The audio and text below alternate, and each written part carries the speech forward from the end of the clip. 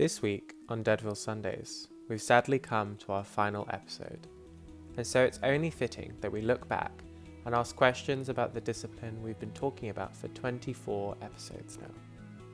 To do so, we'll be looking at the protests in Bristol, which were sparked by the controversial Police, Crime, Sentencing and Courts Bill, known colloquially as the Police and Crime Bill. By looking at these protests, we'll be asking, what is our protest over the boundaries of philosophy seeking to do? And what legacy will our protest have? The Guardian reports that, quote, for the third time in less than a week, thousands of protesters gathered in the centre of Bristol last Friday to oppose the Police and Crime Bill, which many fear will criminalise the social movements and vibrant alternative cultures that have made the West Country city such a hub of resistance to the government. End quote.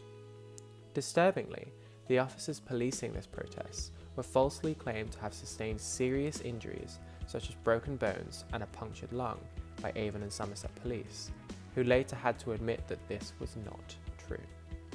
One person, a research fellow at a local university, said that, quote, there is a culture of protest here that goes back to the 2010 student protest. In this city, people are much more likely to take direct action, such as blocking roads.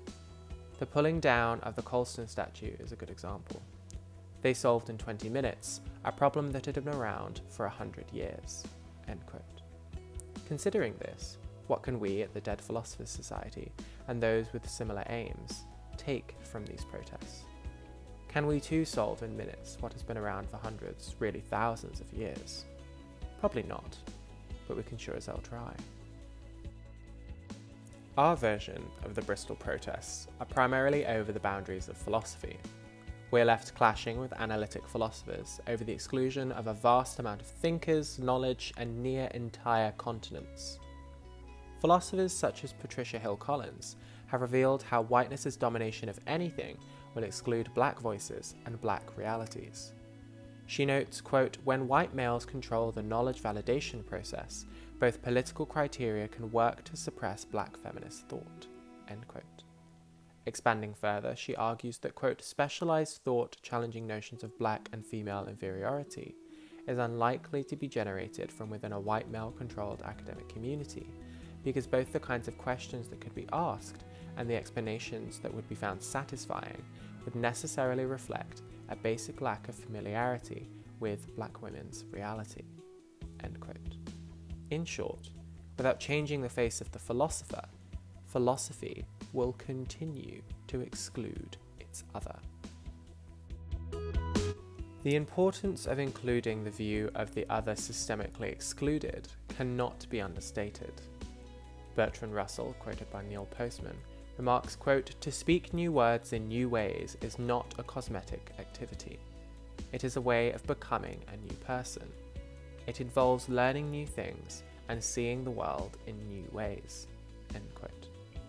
Philosophy then must, quote unquote, speak new words, must become a new discipline by including the other. Turning to Aimé Césaire, we must amplify the protest of boundaries to protest against philosophical exclusion with, quote, a voice of revolt, a voice of resentment, no doubt, but also of fidelity, a voice of freedom, identity, end quote. We must reply back to the exclusion. We must revolt, must protest. Without this, there will be no way to, quote unquote, speak new words. We must, therefore, turn to the important question of what legacy will our protests leave? Well, it's a difficult question to answer, because, in the words of Derrida, quote, if the legibility of a legacy were given, natural, transparent, unequivocal, if it did not call for and at the same time defy interpretation, there would be no need ever to inherit it, end quote. But in short, the legacy that protesting a racist, colonial, exclusionary discipline of philosophy is the product of precisely the present's opposite.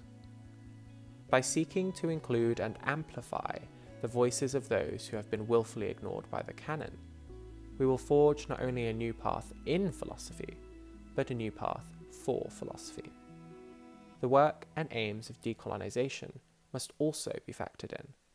We must recognise the legacies that philosophy still holds dear and tear them down. Philosophy is not a pure white ingenue which transcends criticism. It is a Goliath with the very real capacity to impact people's lives, and as such, it must be subject to the utmost scrutiny, and it must change and adapt accordingly. Nothing and nobody is above criticism, not even philosophy. And with that, we mark the end of our final episode. A huge thank you to everyone that supported us and made everything we've done so far possible. We hope that our sessions and online content have impacted you in some way, and that each week you've been able to take something away from them. In love and solidarity, the Dead Philosophers Society.